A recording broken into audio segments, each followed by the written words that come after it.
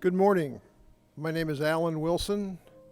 This morning's gospel reading is from Matthew chapter 26, verses 47 to 54. While he was still speaking, Judas, one of the 12, arrived. With him was a large crowd armed with swords and clubs, sent from the chief priests and the elders of the people.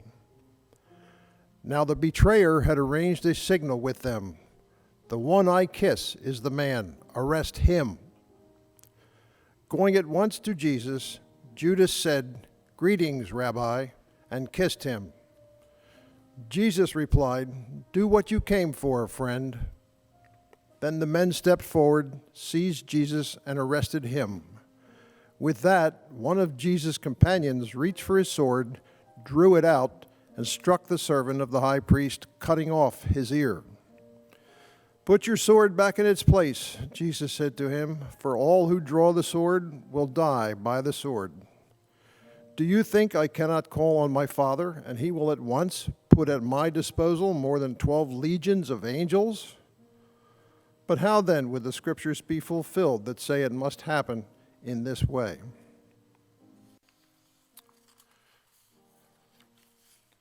Matthew chapter 5, verse 5 says, "Blessed are the meek, for they shall inherit the earth."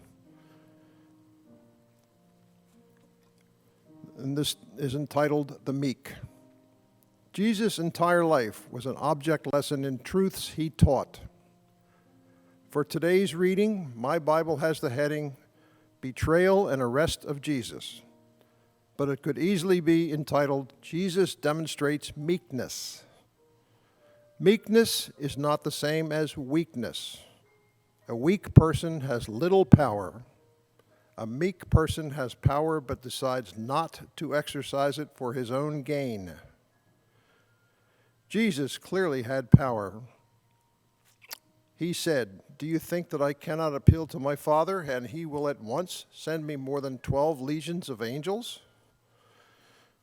But Jesus deliberately did not exercise that power on his own behalf. Jesus then said, "But how then should the scriptures be fulfilled that it must be so?" It would not be the way of power that would gain Jesus the world he came to save. It would be the way of meekness that would save us. Jesus' audience was hoping for a crashing force of power to rescue them from the Romans. We hope a snarky comment will put our enemies in place. We think revenge will make the hurt go away. A gossipy tidbit makes us feel powerful. Meekness helps us hold our tongues and wait for Jesus to set things right. Make no mistake, Jesus is power. In him we can wait with meekness to receive our inheritance. Our prayer today, Lord, help me be still and wait patiently for you. Amen.